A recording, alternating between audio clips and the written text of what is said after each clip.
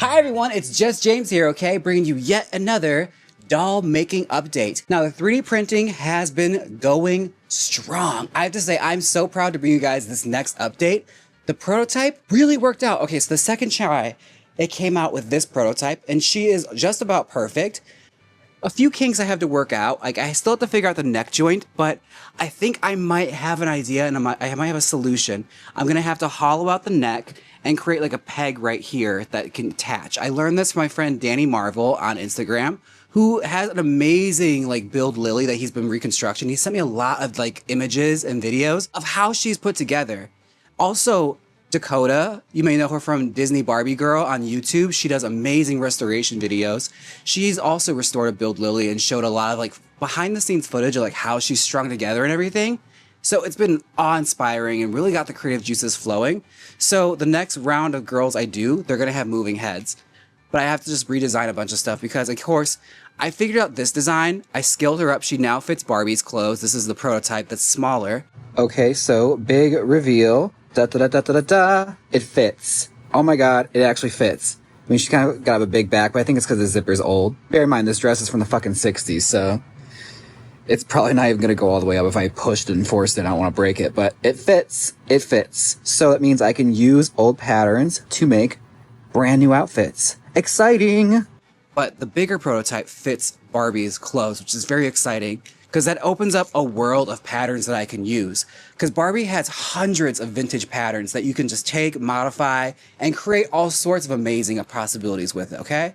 So I'm excited about this. I'm super, super excited. Now I have to tell you guys all of the details about how I did this process. Now, as you can see, there are many obvious mold lines on her, especially the back, like the way she prints. Bitch, she has so much mold on the back of her. Like, look at these mold marks. I forgot to mention this in my progress. This was prototype number 2, and I actually strung her up to see how it goes. She's way too small in comparison to Barbie, so like none of her clothes are gonna fit. She's actually way too thin to fit her clothes. Her clothes are so baggy on her, but this is the result I want, and there are little alterations I made. Like I had to shave down her pelvis bone a lot in order to get her legs to actually move and function, because the other one, they do not move. They're like frozen. They will not move. I elongated the arms. I fixed the high heels so they're more heelish. And yeah, I think she's great. I just have to start. Yeah, those are like marks. That's the one downside of 3D printing. Look at those mold marks. But that's why we have good old wall patch. We're going to seal that up. Paint her. Oh, and I fixed the neck too. Because like I said, I made it a statuette. So I fixed that part of the neck that was starting to lift. So it's going to be solid like that.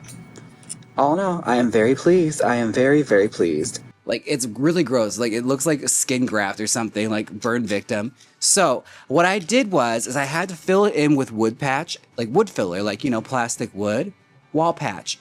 And I have been using that to fill in the holes, and then you sand it, sand it, sand it, sand it. But one thing I remember from puppetry is you can actually use, like, these wood fillers, like, I'm using Gorilla, but you can use plastic wood, anything of the sort. A lot of it is acetone base. So if you just squeeze in like a good amount of it and mix in a little bit of nail polish remover or acetone, the tiniest bit, not a lot, because again, acetone can also break down filament. So you don't want to use a lot. It's just enough to act as sort of like an activator, just to create a different consistency so it's more spreadable as opposed to just like crumbly, which personally I can't work with. I'd rather have a paste than something that's like crumbly, like clay that I have to like smear into like joints and everything. It just wasn't working out for me. I have some footage. Let's look at the footage. Okay, so for little crevices, what I do is I diluted the wall patch. I'm stippling it on to fill in the cracks. Because like I said, I dilute it with the acetone because it's acetone base, so I can fill it in easier rather than just smearing it on when it's really, really dry. I feel like this is a lot easier to do. So that way it's a little smoother and you waste less product when you have to sand it.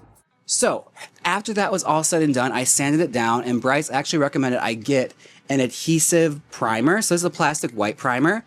This stuff I went through really quickly. I'm gonna have to find a cheaper solution because, girl, this is expensive. Okay, this is my work of Rube Goldberg ingenuity, trying to create a brace so I can paint these with the primer. It finally came, so let's see how it turns out. And I also went through a whole can of Mr. Super Clear, priming everything, but I'm so excited to show you guys what the final result looks like, okay? Here she is. This is our final result. Check her out. I'm so excited with how this came out. Like, I think she came out so good. I love the little molded heels. The arms are great. I love the molded hair. It's like such a vibe. Like she's such a fun femme fatale kind of look. And I'm thinking she might be called Vava Voom or something fun because she's a very pinup girl. Like it's very pinup girl vibes. I'm obsessed. I think she came out so good.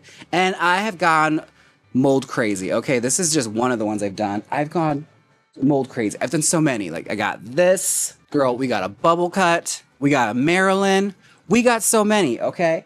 I'm so excited to paint them and hopefully put these on sale as one-of-a-kind customs. Just something to like showcase a different side of my art that I want to share with everybody else. So hopefully you guys like it. And honestly, I'm so pleased with how this all came out. Now you may be wondering, well, how did this girl come out? Well, she's currently curing, so she's not strung together yet. I also learned from Danny that like you have to let these things sit out for like a whole week before you string it together. Like that's how long it takes for this paint to dry.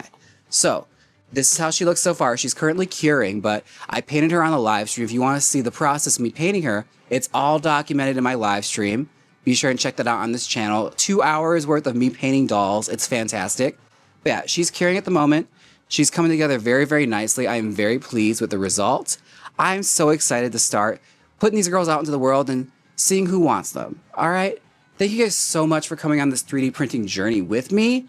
It's been a learning curve, but I feel like I'm in a very fun and exciting place now where the whole world is open up. Like it's so creative. It's such a fun process.